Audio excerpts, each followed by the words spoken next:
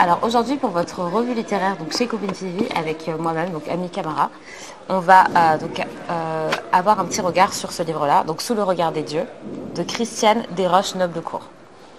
Donc on va commencer par lire donc le synopsis. Dans ses entretiens, Christiane Desroches-Noblecourt, 1913 à 2011, révèle les raisons profondes de son amour pour l'Égypte ancienne.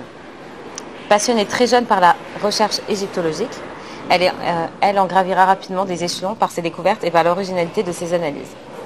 Avec sa verve habituelle, elle décrit les grandeurs et les petitesses de ce milieu haut en couleur, mais parfois peu ouvert aux innovations et aux femmes.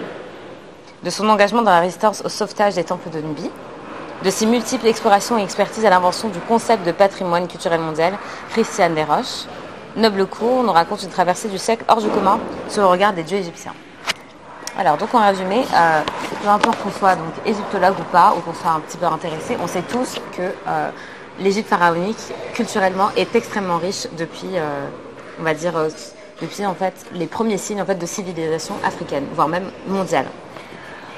Et là dernièrement, si vous connaissez donc tous Cheikh Anta Diop, qui a écrit Nation d'agriculture, la communauté africaine en fait essaie de se réapproprier en fait l'identité de l'Égypte pharaonique. Donc maintenant, on sait tous sans aucun doute que l'Égypte pharaonique a été donc peuplée par des Africains noirs et pas donc des Africains métis, mais bien noirs.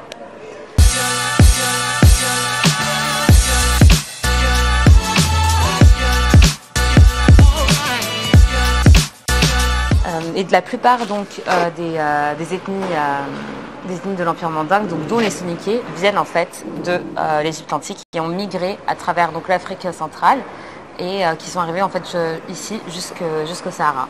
Seulement depuis on va dire un petit peu avant les années 60, depuis on va dire le XXe siècle, la terre africaine a été découpée, mais sans respecter les particularités de chaque ethnie. C'est pour ça qu'en fait qu'il est très difficile de reprendre et de revenir en fait à la source de l'origine de l'Égypte pharaonique.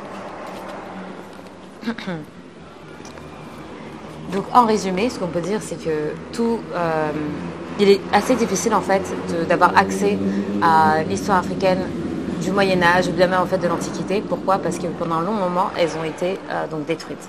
Il est donc important pour, on va dire, nos générations, les générations futures, de devoir en fait s'informer de l'origine des grandes civilisations africaines.